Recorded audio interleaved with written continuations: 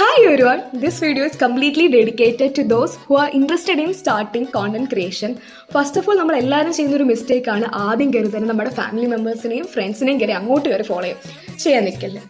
അവർ നമ്മുടെ കോണ്ടന്റും അതുപോലെ നമ്മുടെ ഐഡിയാസും നമ്മുടെ ക്രിയേറ്റിവിറ്റിയും കണ്ടിട്ട് ഇങ്ങോട്ട് ഫോളോ ചെയ്യട്ടെ.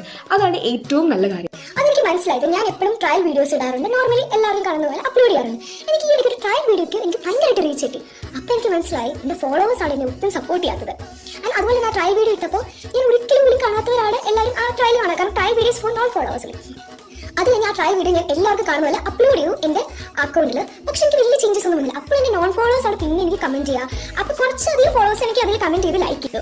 അപ്പോൾ ഞാൻ ഓർത്തു എൻ്റെ ക്ലോസ് ബഡീസ് അല്ലാതെ വേറെ ആരും അതിൽ വന്നൊരു ഇൻട്രാക്ഷൻസ് ഒന്നും നടത്തിയിട്ടില്ല. എൻ്റെ ഷെയർ ലിസ്റ്റ് ആണെങ്കിലും റീപോസ്റ്റ് ആണെങ്കിലും നിങ്ങൾക്ക് നോക്കിയാൽ കാണാം എൻ്റെ ഫോളോവേഴ്സിനെക്കാളും കൂടുതലാണ് ആദ്യം നിൽക്കുന്നത്.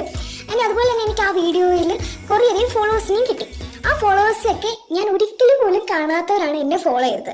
പക്ഷേ ഇപ്പോഴും എന്നെ ഫോളോ ചെയ്യാത്ത കുറേ ഫാമിലി മെമ്പേഴ്സ് ഉണ്ട്, ഫ്രണ്ട്സ് ഉണ്ട്. ഫ്രണ്ട്സ് എന്നൊക്കെ പറയുമ്പോൾ ഡിസ്റ്റൻറ്റ് ഫ്രണ്ട്സ് ആണ്, എപ്പോഴും നമ്മുടെ കൂടെയൊക്കെ പഠിച്ചവർ. അവരാരെയും ഞാൻ കുറ്റം പറയുന്നില്ല.